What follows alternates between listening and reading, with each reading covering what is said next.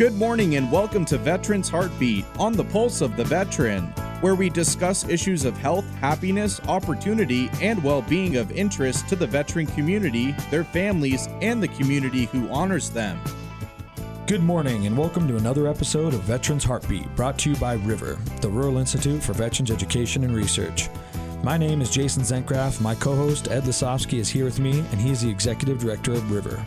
We welcome you to a weekly wide-ranging discussion of issues, events, opportunities, and needs in our veteran community. Good morning, Ed. How are you doing? Good morning, Jason. Doing good. We got a real special guest this morning. Absolutely. We'll be talking about him in a second. But as said before, we're also sponsored by River, who offer many services to veterans, such as free weekly vestibular disorder testing and educational programs that focus on veterans helping veterans. On today's episode, we're going to be talking to VA Secretary Dr. Shulkin, who's going to be talking about a lot of issues that he's noticed in the veteran community, but also in the VA, and all the things he's doing to make positive changes in the right direction. Well, good morning, Mr. Secretary. I am real pleased that you decided to come on the radio with us. It was really a great town hall meeting we had with you and Helena, and I really appreciate the follow-up. This is what I'm seeing from the VA now, and in cooperation with our two senators, Senator Tester, Senator Daines, we're getting a lot of cooperation for the veterans. We've got a couple questions for you, and I know your time is short, so I'm going to really go fast here. One of River's main focuses is suicide prevention. We've been focusing on how to provide care to a rural population. Can you explain how the VA is trying to tackle this problem also? Well, I think that you've identified really our top clinical priority, and that is to prevent veteran suicide. And so we're looking at a large number of ways to do that. The most important is probably to work with our community partners, those that have services and organizations and churches who are out in the community, because the VA, even as big as it is, can't do this alone. But within the VA, we're looking at getting more mental health professionals out into the rural areas, and we're doing that through the use of technology where we can't get people to come and live. So we're using telemental health, and last year in the VA, we delivered over 336,000 episodes of telemental health, mostly to rural parts of the country. But we continue to look at many new programs and different ways of doing this. Well, one program that we've been working on is peer counseling through the emergency medical technicians. And I know you haven't had a briefing on that, so we won't go into that too deep. But I hope you would be willing to take a look at that program. First of all, we want to look at anything that's going to make a difference. So of course we do, but peer counseling and peer support is just something that we know works and makes a big difference. And I'd love to learn more about that program, because if there's something that's working in Montana, we can help spread that to other parts of the country as well. Well, it's in 36 states. We almost had it in Montana. Representative Hopkins pushed it through the House with a vote of 89 to 11. And the Senate decided to study it, so we'll keep you informed on that one. Okay, thank you. So, real quick, what's happening with the Choice program? A lot of confusion out there. Recently, the President signed a extension of funding for the Choice program, so we now have the funding in place to be able to continue the program for approximately another 6 months. Unfortunately, while the program is going to continue, it's still continuing under the old rules, which we know are very complex, filled with red tape, and don't always get us the desired outcome that we want. So we're going to be working with Congress when they come back into session next week to revise and reform the Choice program to make it one that works a lot better for veterans, takes some of the complexity out of the system, and makes it much easier to administer, with the goal of being able to get veterans to the providers that they want to see out in the community, as well as supporting and strengthening our programs within the VA. Right now, River runs a walk-in clinic for veterans. We only have 2 doctors in the Missoula CBOC, and we need more. So we've been getting a lot of walk-ins. So we would love to have input on that and give you some ideas, one of which is primary care physicians are the gatekeepers, and that's causing a lot of issues. Well, it's certainly something that, as you know, has been strongly debated within the broader medical system for many, many years, if not decades, about the value of primary care doctors. The VA has created a concept that's really led the country called the patient home, or the PAC system, the patient aligned care teams, where we are approaching the coordination of services through a team-based approach to care, and I think that has been demonstrated to be very effective. We don't like to use the concepts of gatekeeping, but we like to use the concepts more of care coordination. Right. The only thing I was referring to is because we don't have enough doctors in the CBOC, if they want to come see us, their primary care, they have to go to their primary care to get primary care, which becomes a little bit difficult for these guys. Definitely. That doesn't make a lot of sense, and we don't want this to create additional barriers to access to care. The whole point is to be able to have easy access to care, particularly primary care. Well, we're meeting with Dr. Campbell today, the chief of staff, and I know he's going to work with us. All right. One issue that I brought up at the town hall meeting, and I want to bring this up online, is the vestibular versus PTSD versus TBI. We're not getting the veterans tested for physical conditions instead of just the mental, and I'd like you to look at that, please. Yeah, of course, as you know, there is a strong association between veterans who have vestibular disorders and PTSD, and in fact, particularly those that have the most severe conditions with PTSD often do have vestibular impairment. And so being able to access the right type of diagnostic and therapeutic tools is part of effective treatment for PTSD. Right. We're working with Johns Hopkins and A.T. Still University. They read our results and give diagnostics, and we're trying to get that into the VA system here. Okay. So we do have that ability here in Montana. Good. Glad to hear that. Okay, quickly, and I know our time is short, the VA compensation claims. What we've seen, I can give you example after example. Like, we just got a guy that came back from the National Guard with a Purple Heart, zero compensation. It took us almost 2 years to get him 100%, but we finally were able to effect that. What's going on with the compensation claim system? Well, currently right now we have about 90,000 claims that are longer than 125 days. Now, while that is far too many and we're working hard to get those numbers down, it's important to understand that just 2 years ago that was over 600,000 claims that were more than 125 days. So we're making progress, but we're doing some things that are going to dramatically accelerate those the ability to make those decisions quicker. In September, which is just a few days away, we're going to be introducing something called a decision-ready claim that should have an answer back to a veteran within 30 days.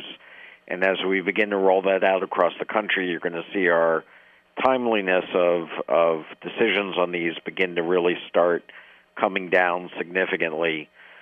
Waiting 2 years for a decision on a claim, particularly when you're a Purple Heart recipient, is simply not acceptable, and it is not something that we're going to allow to continue. As you see, we're making good progress now, and I expect that we're going to be accelerating that in the months to come. Well, I appreciate all the work you're doing on that. We have the Valley Veterans, which is a county VSO program versus the state, and they've been really working hard to gear up for this. Good. So anytime you come back to Montana, we'd like to show you what we're doing. Do you have any updates on what you're doing within Montana that you want to give us little tidbits? Well, we're working hard, as you mentioned, with Senator Tester, who is the ranking member of our committee, and Senator Daines and others. I met with your governor when I was there just recently.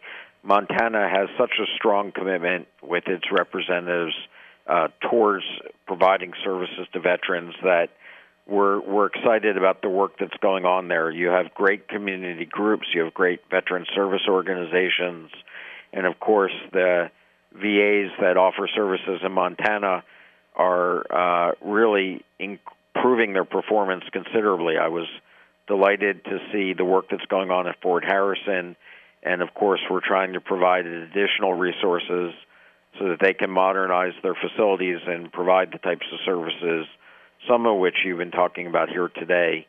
But it is going to require a good, strong working relationship between what the VA has to offer and groups in the community that are offering important services to veterans. And together I know that we can do better for our veterans in Montana. Well, I know our time is over with you. I would like to invite you back in about 3 months and give you a report. Are you willing to come back on in 3 months? I think that staying in touch with what's happening in your area is something that's important to me, so I'd certainly be glad to do that.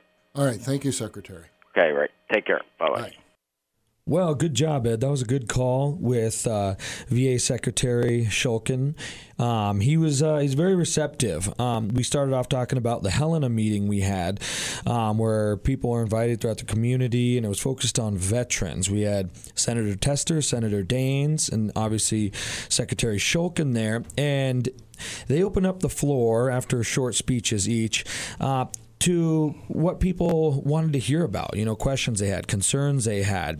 For the most part, it was all positive. There were a few people who were frustrated, a couple tears got shed.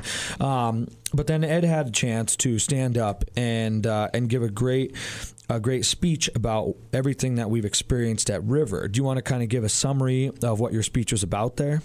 Yeah, I want to give a little bit of a summary, but I'd like to address one thing that really wasn't noticed at that meeting.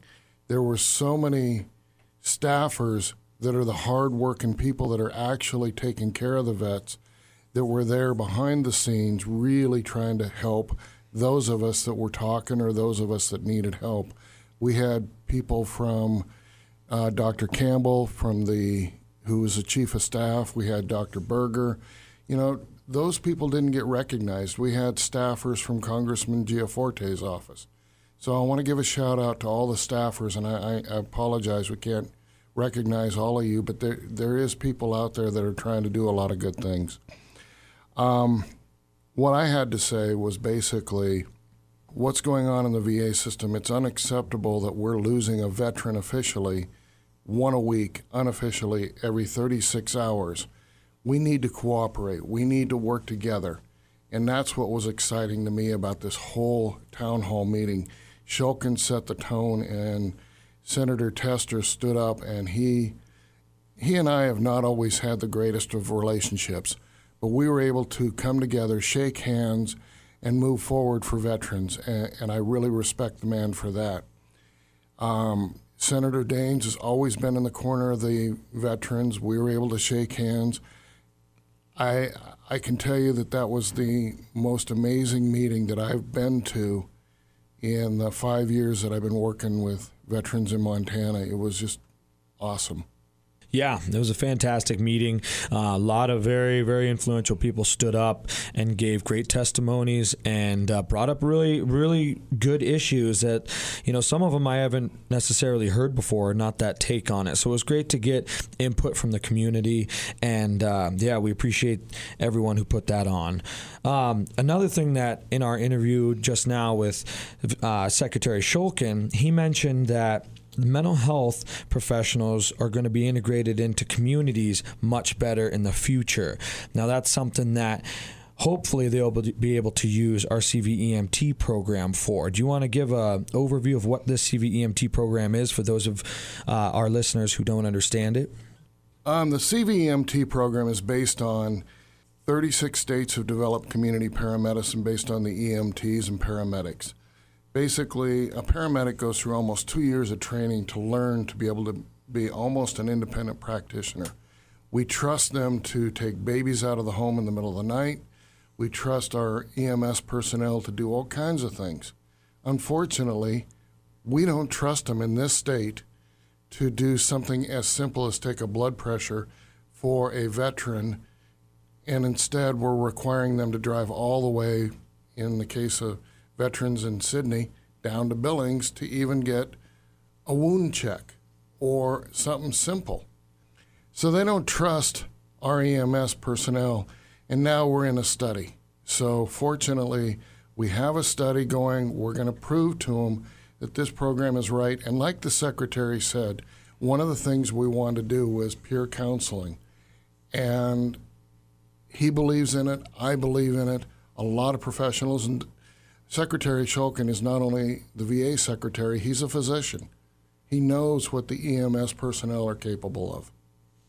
And he acknowledged that peer counseling, especially amongst veterans, is extremely effective. He also stated that he'd be willing to talk to us about the CVEMT program. So, God willing, we'll be able to get that thing off the ground and get out there and start helping veterans in our community.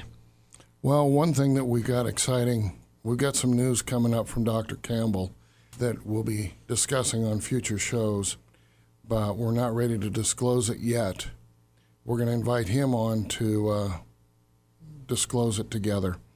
So, exciting times for the veterans. I really like the fact that they're coming up with the VA compensation claim program where these veterans can get a claim done in 30 days. One of the problems with that is they have to have a decision-ready claim. That means that our medical personnel are gearing up at River to be able to do the physicals to offer up to the VA so that they can get it. Now, we've signed a memorandum of understanding with the Valley Veterans Association, so we're working together on that. And I think that's the example, the prime example of what we're talking about, getting together and having cooperation amongst the veterans groups for the veterans. Yeah, absolutely. That's something that needs to happen. And I think a lot of organizations are willing to do that, but we just got to make sure that it gets implemented. Now, another thing that Secretary Shulkin brought up was choice. Now, the VA, that's the number one complaint against them that they hear, that we hear, that everyone hears is choice, how ineffective it is. And Secretary Shulkin acknowledged that. He said, President Trump signed in recently that there's going to be another 6 months of funding allocated to continue choice only until they find a better alternative, because they acknowledge that choice isn't working. There's way too many issues. So it was refreshing to hear him talk about, the shortcomings of the VA, rather than to sweep them under the rug. I think that's the most, honorable thing you can do is say, yeah, this didn't work the way that we wanted it to, but we're going to find something better. And now they have a 6-month buffer to do so. Well, one important point on the choice program is while choice is in a state of flux, last year River gave out hundreds of thousands of dollars in services to veterans without billing any one of them. So that was due to the kind donations of a lot of private individuals out there in the community that want to remain anonymous. And that's kind of a cool thing that I see is a lot of people that are donating to the veteran causes are sitting there going, oh, yay me, yay me. We've got donors that are doing it for the altruistic reasoning. And I want to thank those donors. Yeah, and I'm sure you've heard it time and time again and are getting sick of us just beating this into your head, but the vestibular disorder testing that we do is so crucial. If you don't know, you're about to know. In December of last year, there was a study conducted by the VA that showed out of this group of veterans that had PTSD, 81% also had an undiagnosed vestibular disorder, which was going untreated. Jason, it's not only being not diagnosed, it's being mistreated. They're giving drugs for a condition of PTSD that are ineffective because they need to start treating the vestibular versus the PTSD. And like I have said over and over again, we can see as much as 80% drop in symptomology with the proper treatment. And I'm sure there's a lot of people out there saying, what is vestibular?